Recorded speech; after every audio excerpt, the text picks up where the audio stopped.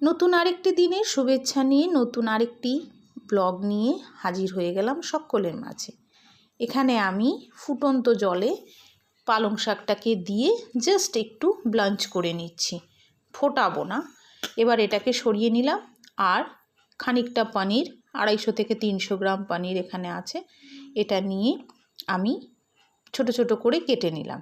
তার সাথে এখানে নিয়ে নিয়েছি পেঁয়াজ, চিনেবাদাম আর একটু কিশমিশ নিয়ে এটাকে আমি অল্প 2 চামচ ঘিয়ে হালকা হালকা করে ভেজে নেব, একদম লালচে করে না, জাস্ট একটু ভাজা ভাজা যেটা হয় সেটাকে করে নিয়ে এটার আরেকটি পর্ব আছে, যেটা হলো কি এটাকে ঠান্ডা করে একটি মিক্সার গ্রাইন্ডারে এটাকে বেটে নিতে হবে। এই চিনেবাদামটা নেওয়া আমি যদি তোমরা চাও এটার বদলে তোমরা কাজুও নিতে পারো, কারণ আমি কাজু দিয়েই করে থাকি, কিন্তু আজকে মনে হলো একটু চিনেবাদাম দিয়ে করি, তাই করে ফেললাম। আর সঙ্গে গুটি কয়েক রসুন ছিল। এরপরে এটাকে আমি ভেজে আলাদা করে তুলে রেখে দেব। তার সাথে এখানে নিয়ে নিয়েছি চিলি চিকেনের পিস, যেগুলোকে ম্যারিনেট করা হবে। এখানে গোলমরিচ, ডিম আর কর্নফ্লাওয়ার নিয়ে নিয়েছি, নিয়ে এটাকে ভালো করে ম্যারিনেট করা হবে। আর আমার হাজব্যান্ড এটাকে একটু ম্যারিনেট করে দেবে, যেহেতু আমি ভিডিওটা করছি। রেডি আমি করে দিয়েছি, ও একটু ম্যারিনেট করে দিচ্ছে।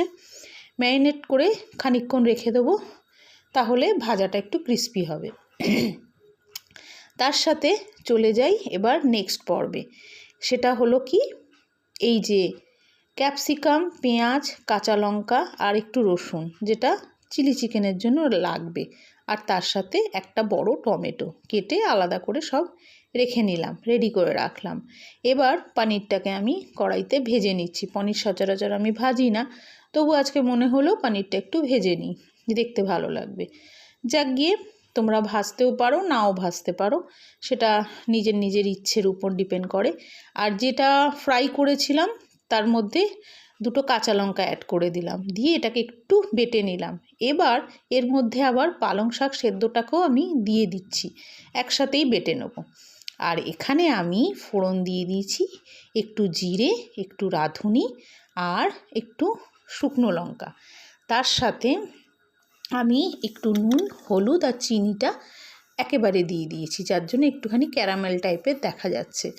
এটাকে দিয়ে ভালো করে একটু নাড়চাড় করে যে গ্রেভিটা মানে বাটলাম, যেটা পালং শাক আর চিনেবাদাম পেঁয়াজ বাটা, এগুলোকে সব ওর মধ্যে অ্যাড করে দেবো। হ্যাঁ, ডাইরেক্ট দিয়ে দেবো, দিয়ে ভালো করে নাড়াচাড়া করে কষিয়ে নেব।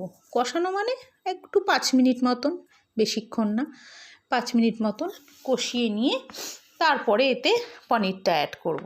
এবার নুন মিষ্টিটা যার যার নিজের মতন ভাবে দিও, যা যে যেরকমভাবে খাবে। আমি একটু চিনি তো আগেই অ্যাড করেছি দেখলেই, আর নুনটা আমি অ্যাড করে দিচ্ছি স্বাদ মতন। হ্যাঁ, এখানে দেখো পনিরও আমার অ্যাড করা হয়ে গেছে। তাহলে আজকের মতন আমার পালক পনির রেডি। গ্রেভির জন্য একটু জল আমি অ্যাড করেছিলাম।